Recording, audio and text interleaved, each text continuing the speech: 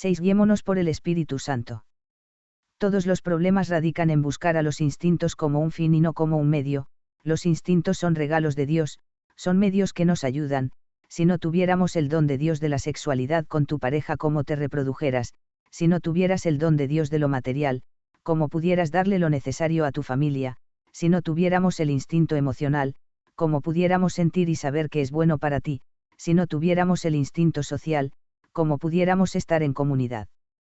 Todo lo carnal nos ayuda, pero siempre tiene que ser un medio, no un fin. Nuestro fin solo tiene que ser buscar a Dios. Porque si buscamos solo lo del mundo, terminamos porque el Señor nos deje a deseos carnales, los cuales tienden al pecado. Romanos 1:28. Ya que juzgaron inútil conocer a Dios, Dios a su vez los abandonó a los errores de su propio juicio, de tal modo que hacen absolutamente todo lo que es malo. 29. En ellos no se ve más que injusticia, perversidad, codicia y maldad.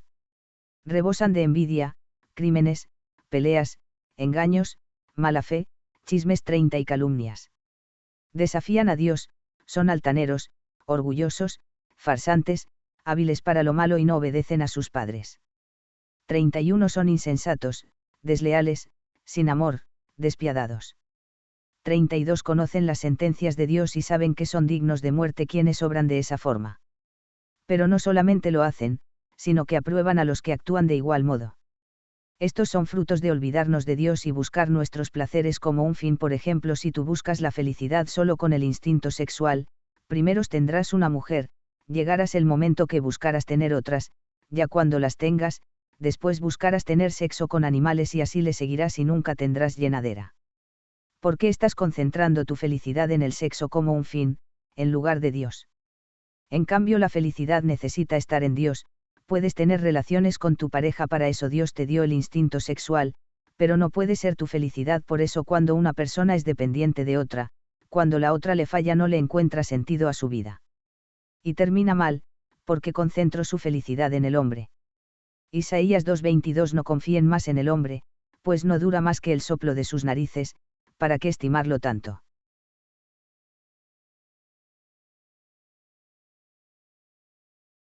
Si te concentras tanto en el dinero, dices hay que ahorrar, por cualquier cosa y al final no lo gastas, ni para tener una vida digna, y te mueres, tu fin fue tanto el dinero, que no lo pudiste usar ni para ti.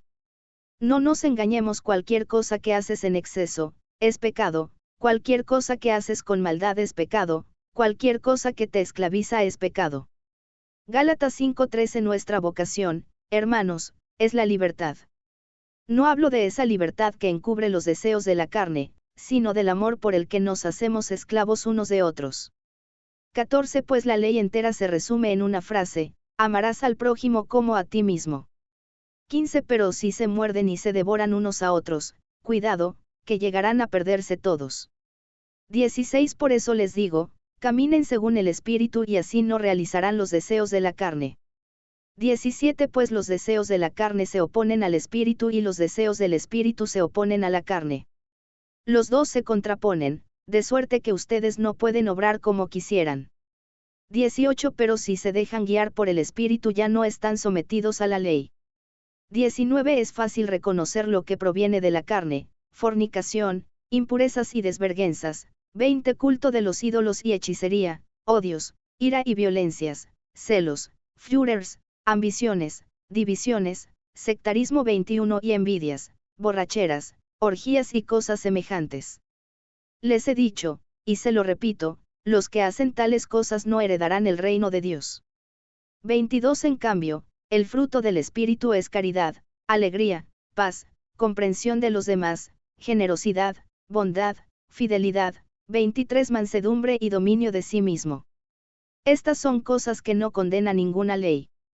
24. Los que pertenecen a Cristo Jesús han crucificado la carne con sus impulsos y deseos. 25. Si ahora vivimos según el Espíritu, dejémonos guiar por el Espíritu. 26. Depongamos toda vanagloria, dejemos de querer ser más que los demás y de ser celosos.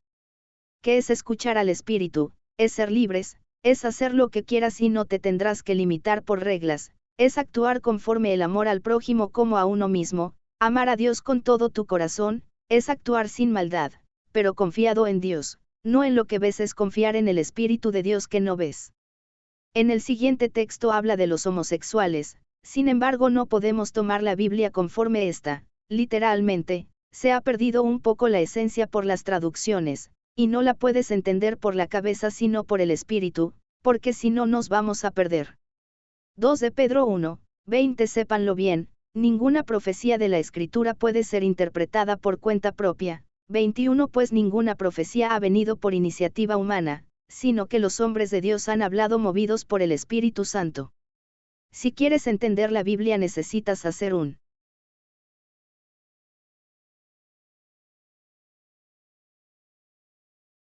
chingo de oración para que Dios te abra la mente, y amar a Dios con todo tu corazón, y tratar de hacer todo por agradarlo. Al final te la voy a explicar. 1 Corintios 6:9 ¿No saben acaso que los injustos no heredarán el reino de Dios? No se engañen, ni los que tienen relaciones sexuales prohibidas, ni los que adoran a los ídolos, ni los adúlteros, ni los homosexuales y los comodones, 10 Ni los ladrones, ni los que no tienen nunca bastante, ni los borrachos, ni los chismosos, ni los que se aprovechan de los demás heredarán el reino de Dios. 11 Tal fue el caso de algunos de ustedes, pero han sido lavados, han sido santificados y rehabilitados por el nombre de Cristo Jesús, el Señor, y por el Espíritu de nuestro Dios. B. 12 Todo me está permitido, pero no todo me conviene. Todo me está permitido, pero no me haré esclavo de nada.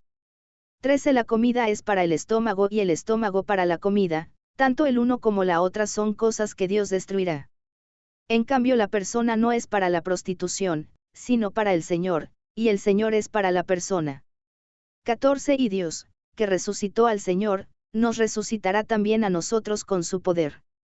1 Corintios 6:9 al 10 habla de algunos frutos de seguir nuestros instintos sin límite, y dice que no importa que hayamos hecho eso que por Cristo por lo cual recibimos el Espíritu de Dios, si escuchamos al Espíritu de Dios cambia nuestra vida por escuchar nuestro Espíritu somos justificados. Después aclara que los frutos de escuchar solo nuestra carne no es que los prohíba, sino que tú debes ver si lo que haces conviene porque te acerca a Dios o no. La Biblia no son unas reglas esto hagas, esto no, la Biblia son promesas de que Dios existe y te ama. Salmo 103:13 Como la ternura de un padre con sus hijos es la ternura del Señor con los que le temen. 14 Él sabe de qué fuimos formados, se recuerda que solo somos polvo.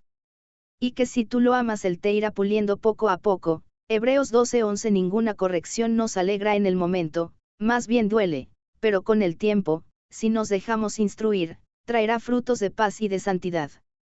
A la Biblia no debemos tenerle miedo, esta indica que debemos guiarnos por el Espíritu de Dios con base al amor a Dios y al prójimo, y podemos hacer lo que nos dé la gana. Por ejemplo, Oseas 1:2 Cuando Yahvé comenzó a hablar por medio de Oseas, le dijo al profeta, 2. Vete y cásate con una de esas mujeres que se entregan a la prostitución sagrada y ten hijos de esa prostituta. Porque el país se está prostituyendo al apartarse de Yahvé, esto irá en contra de lo que normalmente no se recomienda, meterse con una prostituta y si hubiera ido a confesarse, el sacerdote le hubiera dicho el que te está hablando es el diablo. Génesis 22 Un tiempo después, Dios quiso probar a Abraham y lo llamó. Génesis 22 Un tiempo después, Dios quiso probar a Abraham y lo llamó, Abraham. Respondió él, aquí estoy. 2 Y Dios le dijo, toma a tu hijo, al único que tienes y al que amas, Isaac, y vete a la región de Meraie. Allí me lo ofrecerás en holocausto, en un cerro que yo te indicaré, esto también está prohibidísimo. Actualmente Dios no te va a decir que te metas con una prostituta o que sacrifiques a tu hijo, pero lo que quiero decirte es que dejes de confiar en lo que ves y empieza a hablarle a Dios, y pídele que Él te instruya y Él te va a ir dando la pauta de cómo te vayas acercando a Él. Dejemos de ser personas carnales y regresemos a Dios. No te alejes de Dios porque alguna religión te ha dicho esto es pecado, el que te vayas acercando a Dios te va a decir que es lo adecuado para ser grato con Él, Él te va a sostener, y no te va a dejar solo, porque te ama, y Él todo lo puede. Romanos 14:3 El que come de todo no debe despreciar al que se abstiene, y el que no come de todo, que no critique al que come, pues Dios lo ha tomado tal como es. 4 ¿Y quién eres tú para criticar al servidor de otro? Si se mantiene en pie o se cae es asunto de su patrón. Pero no se caerá, porque su Señor tiene poder para mantenerlo en pie. El hablarle a Dios en cada situación de tu vida es lo que nos ayuda a acercarnos a hacer su voluntad y no la tuya. Si tú dejas de pensar en ti y desde la mañana le entregas tu voluntad a Dios sobre todas las cosas, aun sobre tus gustos, te va a llevar a hacer cosas diferentes pero las perfectas. Por eso es de suma importancia en cada momento hagamos oración para acostumbrarnos a escuchar la voz de Dios y saber cuándo nos está hablando. No creas que Dios va a bajar y te va a decir lo que Él te quiere decir, simplemente Dios te va a mandar a tu mente una idea. Te voy a dar un consejo para que distingas la voz de Dios. Dios siempre quiere el bien para todos tus prójimos sin importar que sea el más malo del mundo. Dios siempre va a querer el bien para todos. Por ejemplo, si Dios te manda una idea de invítalo al grupo de compartiendo amor y servicio para que se aliviane, es una idea de Dios, aunque el hermano sea pues muy malo. En cambio, si se te viene una idea de róbale a tu patrón para que ayudes a tu hermano, esa idea es del demonio, ya que estás afectando a tu patrón aunque sea muy malo, tu patrón no lo puedes afectar.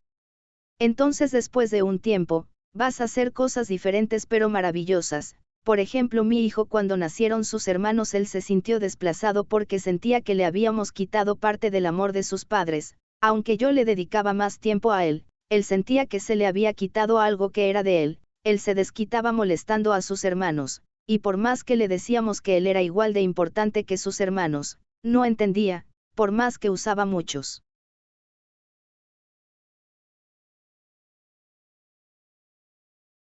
métodos para corregir a mi hijo tanto de psicología, como recomendaciones de sacerdotes, etc.